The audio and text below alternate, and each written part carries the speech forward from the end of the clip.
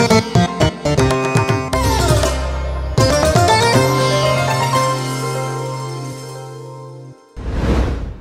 প্রিয়জনেরা, প্রভু যীশু খ্রিস্টের নামে সকলকে জানাই আমার মন থেকে অভিনন্দন। মনে কি দুঃখ আছে? হয়তো আপনার জীবনে অনেক তাড়না, অনেক কষ্ট। আপনার মনে হচ্ছে প্রত্যেকজন মানুষ আপনার বিরুদ্ধে, প্রত্যেকটা পরিস্থিতি আমার বিরুদ্ধে, প্রত্যেকজন মানুষ আমাকে কষ্ট দিচ্ছে। ঈশ্বরের বাক্য আপনার জন্যই বলছে, যে পৃথিবীতে আমরা থাকি চারদিক থেকে নানাভাবে লোকেরা আমাদের বিরুদ্ধে কাজ করে। শুধুমাত্র মানুষরা না, এমনকি শয়তান। আসল হচ্ছে শয়তান, কারণ সে মানুষকে আমাদের বিরুদ্ধে দাঁড় করায়। এইভাবে সে আমাদেরকে নির্যাতন করার আর কষ্ট দেওয়ার নানাভাবে চেষ্টা করে।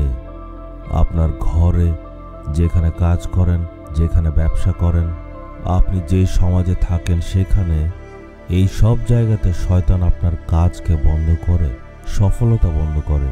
আর সে আপনার জীবনে নানা প্রকার দুঃখ দিতে চায়। আমাদের বিরুদ্ধে সে মানুষকে উস্কিয়ে দেয়, তাদেরকে আমাদের বিরুদ্ধে দাঁড় করার, আমাদেরকে দুঃখ দেয়, আমাদেরকে আটকাতে চায়। বাইবেলে একজন ঈশ্বরের দাস আছেন, নাম হচ্ছে পৌল। প্রভুর সেবা করত সে। তার অভিজ্ঞতা থেকে সে কি বলছে, 2 করিন্থীয় 14 অধ্যায় 8 পদে দেখব, সব দিক থেকেই আমাদের উপর চাপ পড়ছে, তবুও আমরা ভেঙে পড়ছি না। বুদ্ধিহারা হলেও আমরা সম্পূর্ণ হতাশ হয়ে পড়ছি না। এইখানে পৌল বলছে যে চারদিক থেকে আমাদের উপর চাপ পড়ছে সেবা কাজে, যেখানে আমরা থাকি, যেখানে কাজ করি, যেখানে ব্যবসা করি, পরিবারের মধ্যে, মানে যেখানেই যাই, যেখানেই থাকে, চারদিক থেকে নানা রকম চাপ আসে। কিন্তু সে কি বলছে, আমরা তারপরেও হতাশ হয়ে পড়ি না। আপনি বলুন, হে শয়তান, তুমি যত রকম চাপ, দুঃখ, কষ্ট দাও না কেন আমাদের জীবনে, আমি হতাশ হব না। এই শয়তান, তুমি যতই আমার জীবনে চাপ, দুঃখ, কষ্ট আনো, আমি তবুও ভেঙে পড়ব না। এমন বললে শয়তান পালাবে।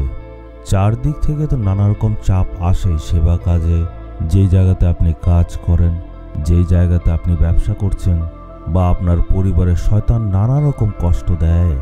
সে এটাই ভাবে, এই ব্যক্তিকে যদি চারদিক থেকে চাপ দিই, তখন সে একদমই শেষ হয়ে যাবে, সে হতাশ হয়ে যাবে, একদম ভেঙে পড়বে। এই উদ্দেশ্য নিয়েই সে কষ্ট যন্ত্রণা দেয়। পরিবারে বিপদের দ্বারা, স্বামীর দ্বারা, স্ত্রীর দ্বারা, শাশুড়ির দ্বারা, শ্বশুর দ্বারা, বৌমা দ্বারা, মানে ঘরের সদস্য দ্বারা বা উঁচু পদের লোকেদের দ্বারা চাপ নিয়ে আসে। কিন্তু আপনি কখনো ভয় করবেন না।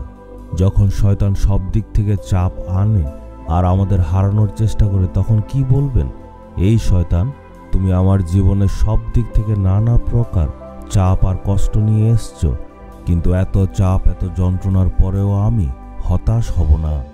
আমিও শয়তানকে এমনই বলি, শয়তান, তোমার কি মনে হয় যে চারদিক থেকে চাপ নিয়ে আসলে এই সেবক দুর্বল হয়ে যাবে? সব দিক থেকে অত্যাচার, তাড়না নিয়ে আসলে এই সেবক হতাশ হয়ে যাবে আর চুপচাপ এক জায়গায় বসে থাকবে? আমি ভেঙে পড়ব না, আরো বেশি স্তুতি করব, আমি আরো বেশি করে প্রভুর সেবা কাজ করব। আমার কাজকে তুমি আটকাতে পারবে না। এমনভাবে যখন আমরা বলি, শয়তান নিরাশ হয়ে যায়, সে আর কাজ করতে পারবে না। আপনিও সাহস নিয়ে বলুন, আপনিও শয়তানকে এইভাবেই বলুন, হে শয়তান, তুমি যতই আমার জীবনে চাপ নিয়ে আসো, দুঃখ, কষ্ট নিয়ে আসো, আমার জীবনে তুমি যতই যন্ত্রণা নিয়ে আসো, আমি কখনো হতাশ হব না, আমি নিরাশ হব না, আমি ভেঙে পড়ব না। পৌল কি বলছে, আমরা বুদ্ধিহারা হলেও হতাশ হয়ে পড়ি না। জীবনে যতই দুঃখ আসুক না কেন, জীবনে যতই রকম কষ্ট আসুক না কেন, যে ঈশ্বর আমাকে সাহস দেন, তিনি আমার সঙ্গেই আছেন। তিনি সর্বদা আমার পথ প্রদর্শন করবেন। শয়তান, তুমি আমার জীবনে কোনো কাজ করতে পারবে না। তুমি যতই পরিকল্পনা করো, তুমি সফল হবে না। আপনি কি বিশ্বাস করেন? পৌলের মতো আপনিও বলুন, এ শয়তান, আমার জীবনে তুমি যত রকম দুঃখ আর চাপ নিয়ে আসো না কেন, তুমি যতই বাধা আর বিপদ নিয়ে আসো, আমরা কখনো হতাশ হব না। মনের মধ্যে নিরাশার জন্য জায়গা দেব না। আমার জীবনে যতই রকম তাড়না আসুক না কেন, চাপ আসুক না কেন, আমার প্রভু যীশু আমার সঙ্গে সঙ্গে সর্বদা থাকেন আর আমাকে বিজয়ী করেন প্রভু যীশু খ্রিস্টর নামে। Amen, amen.